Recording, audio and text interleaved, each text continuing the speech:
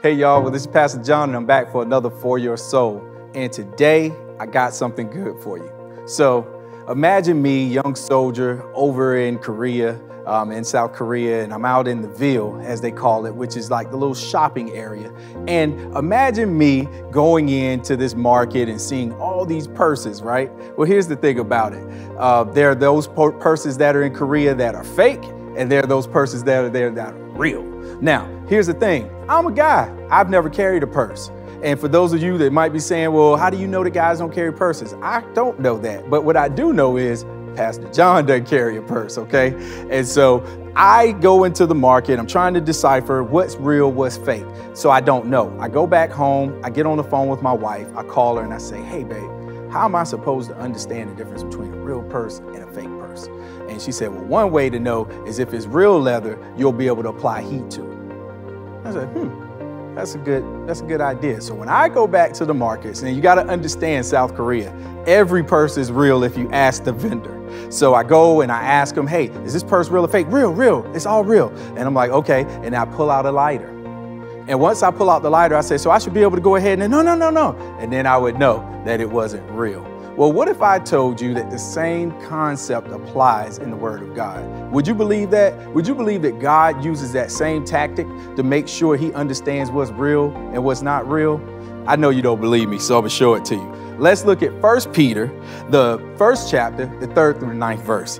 And I'm going to be reading this from the Message Bible because I just love how it breaks it down. And it reads, what a God we have, and how fortunate we are to have him, this Father of our Master Jesus. Because Jesus was raised from the dead, we've been given a brand new life and have everything to live for, including a future in heaven. And our future starts now. God is keeping careful watch over us and the future. The day is coming when you'll have it all, life, healed, and whole. I know how great this makes you feel, even though you have to put up with every kind of aggravation and in the meantime. Doesn't that sound like today? Pure gold put in the fire comes out if it is proved pure.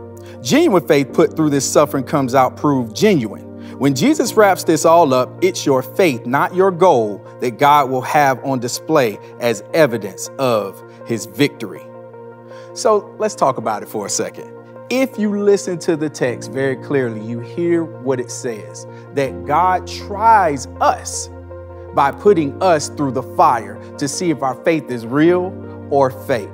Here's the thing. Sometimes we look at the hard times and the first thing we want to do is complain and talk about how it's not going our way.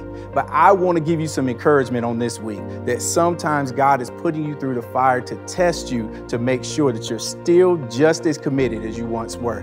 Not just for you, but for the people that are watching around you.